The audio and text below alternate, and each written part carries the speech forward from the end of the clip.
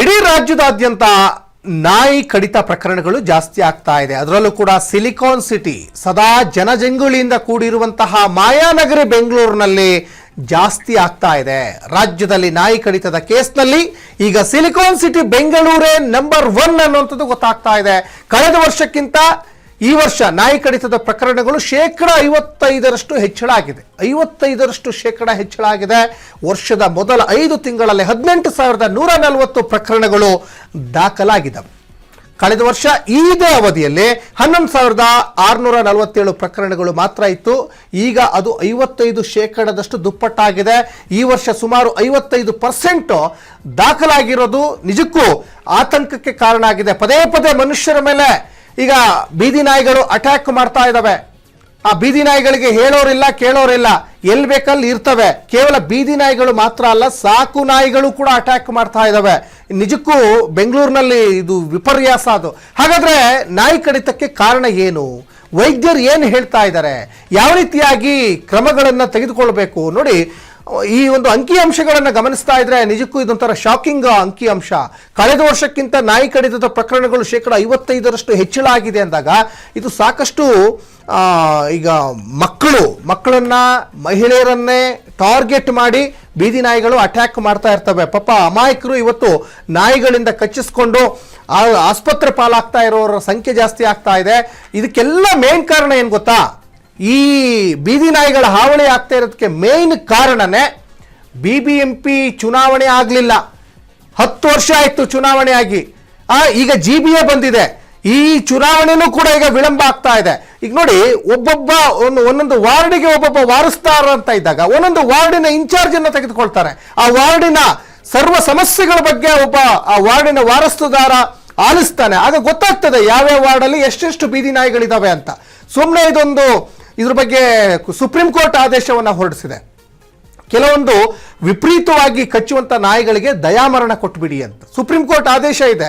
ಜೊತೆಗೆ supreme court ಆದೇಶವನ್ನು ನಾವು ಜಾರಿಗೆ ತರ್ತೀವಿ ಅಂತ GBA ಮುಖ್ಯ ಆಯುಕ್ತರು ಏನಿದ್ದಾರಲ್ಲ ಮಹೇಶ್ವರ ರಾವ್, ಅದ್ರ ಬಗ್ಗೆನೂ ಕೂಡ ಸ್ಪಷ್ಟನೆಯನ್ನು ಕೂಡ ಕೊಟ್ಟಿದ್ದಾರೆ. ಆಮೇಲೆ ಅತಿ ಹೆಚ್ಚು ಜನನಿಬಿಡ ಇರುವಂತಹ ಪ್ರದೇಶಗಳಲ್ಲಿ ಬೀದಿ ನಾಯಿಗಳಿದ್ರೆ ಅದನ್ನ ಬೇರೆ ಕಡೆ ಸ್ಥಳಾಂತರ ಮಾಡಬೇಕು ಅಂತಲೂ ಕೂಡ ಸುಪ್ರೀಂ ಕೋರ್ಟ್ ಆದೇಶವನ್ನು ಕೊಟ್ಟಿದೆ. ಇತ್ತೀಚೆಗೆ ಇದೇ ಸರ್ಕಾರ ಬೀದಿ ನಾಯಿಗಳಿಗೆ ಬಿರಿಯಾನಿ ಭಾಗ್ಯ, ಕಬಾಬ್ ಭಾಗ್ಯ, ಸಾಕಷ್ಟು ಭಾಗ್ಯಗಳನ್ನು ನಾಯಿಗಳಿಗೂ ಕೂಡ ಕೊಡ್ತೀವಿ ಅಂತ ಹೇಳ್ತಾ ಇದ್ರು. ಆದರೆ ಮನುಷ್ಯರ ಜೀವ ಹೋಗ್ತಾ ಇದೆ. ಸಾಕಷ್ಟು ಜನ ನಾಯಿ ಕಡಿತಕ್ಕೆ ಒಳಗಾಗ್ತಾ ಇದ್ದಾರೆ. ಅದ್ರ ಬಗ್ಗೆ ಕಾನ್ಸಂಟ್ರೇಷನ್ ಮಾಡಬೇಕು. ರಾಜ್ಯದಲ್ಲಿ ನಾಯಿ ಕಡಿತದ ಕೇಸ್ನಲ್ಲಿ ಬೆಂಗಳೂರೇ ನಂಬರ್ 1. ಹೇಳಿ ಕೇಳಿ, ಬೆಂಗಳೂರು ಸದಾ ಜನಜಂಗುಳಿಯಿಂದ ಕೂಡಿರುವಂತಹ ಒಂದು ಮಾಯಾ ನಗರಿ. ನಮ್ಮ ರಾಜ್ಯದ ಜನ ಅಷ್ಟೇ ಅಲ್ಲ, ಬೇರೆ ಬೇರೆ ರಾಜ್ಯದ ಜನ ವಿದೇಶದಿಂದನೂ ಕೂಡ ಬೆಂಗಳೂರಿಗೆ ಬರ್ತಾ ಇರ್ತಾರೆ. ವಿಶ್ವದ ಗಮನ ಸೆಳೆಯುವಂಥ ಬೆಂಗಳೂರು ವರ್ಷದ ಮೊದಲ 5 ತಿಂಗಳಲ್ಲಿ 18,140 ಕೇಸ್ಗಳು ಪತ್ತೆಯಾಗಿದೆ. ಕಳೆದ ವರ್ಷ ಇದೇ ಅವಧಿಯಲ್ಲಿ 11,647 ಪ್ರಕರಣಗಳು ಪತ್ತೆಯಾಗಿದ್ದಾವೆ ಅಂದಾಗ GBA ಗಂಭೀರವಾಗಿ ಈ ಅಂಕಿಅಂಶಗಳ ಬಗ್ಗೆ ಒಂದು ಸ್ವಲ್ಪ ಯೋಚನೆ ಮಾಡಬೇಕು, ಸೀರಿಯಸ್ ಅಲ್ಲಿ ಯೋಚನೆ ಮಾಡಬೇಕಾಗಿದೆ. ಇದು ಇನ್ನಷ್ಟು ಸಂಖ್ಯೆ ಜಾಸ್ತಿ ಆಗುವಂತಹ ಸಾಧ್ಯತೆ ಇದೆ. ಆಮೇಲೆ ಸಾರ್ವಜನಿಕರ ಗಮನಕ್ಕೆ, ನೀವು ಈ ಗಾಡಿಯಲ್ಲಿ ಹೋಗ್ತಾ ಇರ್ತೀರ, ವಾಹನ ಸವಾರರು ನಾಯಿ ಓಡಿಸ್ಕೊಂಡು ಬಂದ ಸಂದರ್ಭದಲ್ಲಿ ಸ್ಪೀಡಲ್ಲಿ ಹೋದಷ್ಟು ಅವು ಬರ್ತಾ ಇರ್ತವೆ. ನಿಮ್ಗಿಂತ 10 ಪಟ್ಟು 20 ಪಟ್ಟು 30 ಪಟ್ಟು ವೇಗ ಜಾಸ್ತಿ ಮಾಡ್ಕೊಳ್ತಾ ಹೋಗ್ತವೆ. ಹಾಗಾಗಿ ಈ ನಡ್ಕೊಂಡು ಹೋಗ್ತಾ ಇದ್ದಂಥ ಸಂದರ್ಭದಲ್ಲಿ ದಿಟ್ಟಿಸಿ ಅದನ್ನೇ ನೋಡುವಂಥದ್ದಾಗ್ಲಿ ಅಥವಾ ಅದನ್ನ ನೋಡಿ ಭಯಪಟ್ಟು ನೀವು ಓಡ್ ಹೋಗುವಂಥದ್ದಾಗಲಿ ಮಾಡಿದ್ರೆ ಅವು ಮತ್ತಷ್ಟು ವೇಗವನ್ನು ಜಾಸ್ತಿ ಮಾಡ್ತವೆ, ಅಟ್ಯಾಕ್ ಮಾಡುವಂಥ ಸಾಧ್ಯತೆ ಇರ್ತದೆ. ಆದಷ್ಟು ಈ ಬೀದಿ ನಾಯಿಗಳು ಇದ್ದಂಥ ಜಾಗದಲ್ಲಿ ಸ್ವಲ್ಪ ಓಡಾಡೋ ಸಂಖ್ಯೆ ಕೂಡ ಕಮ್ಮಿ ಮಾಡ್ಕೊಳ್ತಾ ಹೋಗಬೇಕಾಗ್ತದೆ. ಯಾಕಂದರೆ ಯಾವಾಗ GBA ಎಚ್ಚೆತ್ಕೊಳ್ತದೋ, ಯಾವಾಗ ಈ ಬೀದಿ ನಾಯಿಗಳ ಒಂದು ದಾಳಿಯನ್ನು ಕಡಿಮೆ ಮಾಡಲಿಕ್ಕೆ ಅವರು ಸಹಕಾರ ಕೊಡ್ತಾರೋ ಒಂದು ಗೊತ್ತಾಗಲ್ಲ. ಬೀದಿ ನಾಯಿ ದಾಳಿಗೆ ಕಾರಣ ಏನು? ಹೆಚ್ಚು ನಾಯಿಗಳಿದ್ರೆ ಮಾನವ ನಾಯಿಗಳ ನಡುವೆ ಒಂದಿಷ್ಟು ಅಲ್ಲಿ ಅಟ್ಯಾಕ್ ಆಗ್ತಾ ಇರ್ತದೆ. ನಗರಗಳಲ್ಲಿ ನಾಯಿಗಳ ಮಧ್ಯೆ ಆಹಾರಕ್ಕಾಗಿ ಕಾಂಪಿಟೇಷನ್ ಇರ್ತದೆ. ಆಹಾರದ ಕೊರತೆಯಿಂದ ಅವು ಹೆಚ್ಚು ಆಕ್ರಮಣಕಾರಿ ಆಗುವ ಸಾಧ್ಯತೆ ಇರ್ತದೆ. ನೋಡಿ, ಸಂತಾನೋತ್ಪತ್ತಿ ನಿಯಂತ್ರಣ ಕಾರ್ಯಕ್ರಮಗಳು ಎಲ್ಲೆಡೆ ನಡೆಯದ ಕಾರಣ ಬೀದಿ ನಾಯಿಗಳ ಸಂಖ್ಯೆ ಜಾಸ್ತಿ ಆಗ್ತಾ ಇದೆ. ಹೆಚ್ಚು ನಾಯಿಗಳಿದ್ರೆ ಮಾನವ ನಾಯಿ ಸಂಘರ್ಷವು ಕೂಡ ಹೆಚ್ಚಾಗುತ್ತೆ. ಇನ್ನು ಅನಾರೋಗ್ಯದಲ್ಲಿರುವ ನಾಯಿಗಳು ಹೆಚ್ಚು ಕಿರಿಕಿರಿ ಮತ್ತು ಆಕ್ರಮಣಕಾರಿಯಾಗುವಂತಹ ಸಾಧ್ಯತೆಗಳು ಕೂಡ ಇರ್ತವೆ. ಇನ್ನು ನಗರ ಪ್ರದೇಶಗಳಲ್ಲಿ ಸ್ಪೆಷಲಿ ಸಾಕು ನಾಯಿಗಳನ್ನು ಸಾಕುವವರ ಸಂಖ್ಯೆ ಹಾಗೂ ಬೀದಿ ನಾಯಿಗಳಿಗೆ ಆಹಾರ ಹಾಕುವವರ ಸಂಖ್ಯೆ ಜಾಸ್ತಿ ಆಗ್ತಾ ಇದೆ. ಎಲ್ಲ ಮಾಲೀಕರು ನಾಯಿಗಳಿಗೆ ಸ್ವಲ್ಪ ಕಟ್ಟುನಿಟ್ಟಿನ ಕ್ರಮ ತೆಗೆದುಕೊಳ್ಬೇಕಾಗ್ತದೆ. ತರಬೇತಿ ಇಲ್ಲದ ನಾಯಿಗಳು ಅಪರಿಚಿತರನ್ನ ಬೇಗ ಅಟ್ಯಾಕ್ ಮಾಡ್ತವೆ. ನಾಯಿಗಳು ಚಿಕ್ಕ ವಯಸ್ಸಿನಿಂದಲೇ ಜನರು ಮತ್ತು ಇತರ ಪ್ರಾಣಿಗಳೊಂದಿಗೆ ಬೆರಿಬೇಕಾಗ್ತದೆ. ಇನ್ನು ಸೋಷಿಯಲೈಸೇಷನ್ ಕೊರತೆಯಿಂದನೂ ಭಯ ಅಥವಾ ಆತಂಕದಿಂದ ಆಕ್ರಮಣಕಾರಿ ವರ್ತನೆಯನ್ನು ಮಾಡ್ತವೆ. ಕೇವಲ ಬೀದಿ ನಾಯಿಗಳಷ್ಟೇ ಅಲ್ಲ, ಸಾಕು ನಾಯಿಗಳು ಅಟ್ಯಾಕ್ ಮಾಡ್ತವೆ. ನೀವು ಗಮನಿಸಿರ್ತೀರ, ಸಾಕಿದಂಥ ಮಾಲೀಕರ ಮೇಲೇ ಅಟ್ಯಾಕ್ ಮಾಡ್ತದೆ. ಹಾಗಾಗಿ ಕೆಲವೊಂದು ನಾಯಿಗಳನ್ನು ಕಟ್ಟಾಕಿಟ್ಟಿರ್ತಾರೆ. ಅವಕ್ಕೊಂಥರ ಜೈಲು ಶಿಕ್ಷೆ ಆಗಿರ್ತದೆ. ಅಂಥ ನಾಯಿಗಳು ಕೂಡ ರೊಚ್ಚಿಗೆದ್ದು ಕಚ್ಚುವಂತಹ ಸಂದರ್ಭ ಇರ್ತದೆ. ಆಮೇಲೆ ಒಂದು ಸ್ಥಳದಲ್ಲಿ ನೀವು ಆಹಾರವನ್ನು ಹಾಕ್ತಾ ಇರ್ತಾರೆ, ಅವು ಕಚ್ಚಾಡ್ಕೊಂಡು ಅಲ್ಲಿ ಮನುಷ್ಯರು ಯಾರು ಹೋಗ್ತಾ ಇದ್ರೆ ಅಲ್ಲೂ ಕೂಡ ಹೋಗಿ ಅಟ್ಯಾಕ್ ಮಾಡುವಂಥ ಸಾಧ್ಯತೆಗಳು ಕೂಡ ಇರ್ತದೆ. ಹಾಗಾಗಿ ಸುಪ್ರೀಂ ಕೋರ್ಟ್ ಏನು ಆದೇಶವನ್ನು ಹೊರಡಿಸಿದೆ, ಆ ಆದೇಶವನ್ನು ನಾವು ಚಾಚೂ ತಪ್ಪದೆ ಪಾಲಿಸ್ತೀವಿ ಅಂತ GBA ಮುಖ್ಯ ಆಯುಕ್ತ ಮಹೇಶ್ವರ್ ರಾವ್ ಹೇಳಿದ್ದಾರೆ. ಅದು ಆದಷ್ಟು ಬೇಗ ಆ ಆದೇಶವನ್ನು ಫಾಲೋ ಮಾಡಿ, ಇಲ್ಲಾಂದ್ರೆ ಬೀದಿ ನಾಯಿಗಳ ಸಂಖ್ಯೆ ನೋಡಿ, ಇವಾಗ ಕಳೆದ ಬಾರಿಗಿಂತ ಈ ಬಾರಿ 55% ಜಾಸ್ತಿ ಆಗಿದೆ. ಅದು 100% ಆದರೂ ಅಚ್ಚರಿ ಇಲ್ಲ.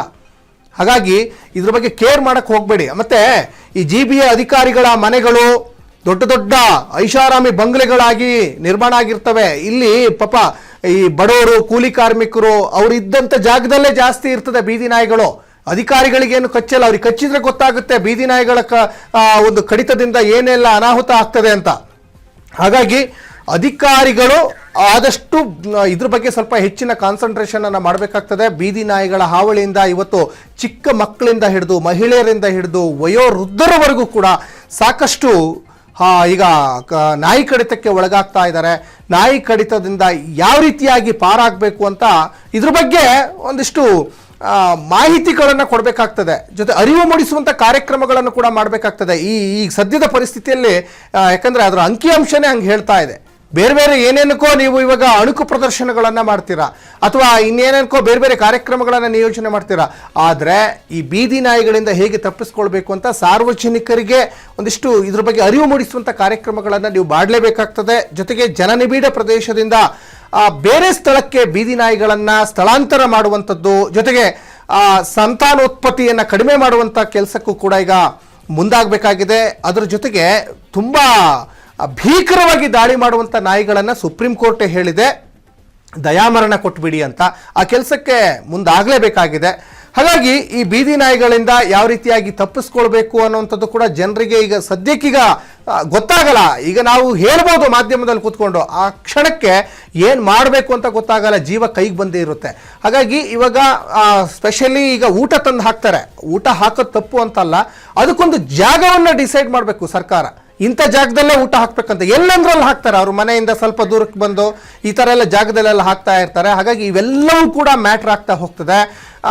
ಈ ಒಂದು ಬೀದಿ ನಾಯಿಗಳ ಒಂದು ಕಂಟ್ರೋಲ್, ಅದನ್ನು ತಪ್ಪಿಸೋದು ಜನಸಾಮಾನ್ಯರ ಕೈಲಿಲ್ಲ. ಅದನ್ನು 100% ಗ್ರೇಟರ್ ಬೆಂಗಳೂರು ಅಥಾರಿಟಿಯವರೇ ಮಾಡಬೇಕಾಗ್ತದೆ. ಅದನ್ನು ಆದಷ್ಟು ಬೇಗ ಜಾರಿ ಮಾಡಲೇಬೇಕಾಗ್ತದೆ. ಅದೇನಿದೆ ರೂಲ್ಸು ಅದನ್ನು ಫಾಲೋ ಮಾಡಲೇಬೇಕಾಗ್ತದೆ. ಆಮೇಲೆ ಅನಾವಶ್ಯಕವಾಗಿ ಕೆಲವರು ನಾಯಿಗಳಿಗೆ ಸುಮ್ಮನೆ ಚೇಡಿಸುವಂಥ ಕೆಲಸಕ್ಕೆ ಮುಂದಾಗ್ತಾ ಇರ್ತಾರೆ. ಅವು ಮತ್ತಷ್ಟು ರ್ಯಾಶ್ ಆಗ್ತಾ ಹೋಗ್ತದೆ. ಹಾಗಾಗಿ ಜನರು ಕೂಡ ಸಾಕಷ್ಟು ಎಚ್ಚರಿಕೆಯಲ್ಲಿರಿ. GBA ಅಧಿಕಾರಿಗಳು ಕೂಡ ಆದಷ್ಟು ಬೇಗ ಎಚ್ಚರಿಕೆಯಿಂದ ಈ ಬೀದಿ ನಾಯಿಗಳ ಕಂಟ್ರೋಲ್ ಯಾವ ರೀತಿ ಮಾಡ್ಬೋದು ಅದಕ್ಕೆ ಮುಂದಾಗಲೇಬೇಕಾಗಿದೆ.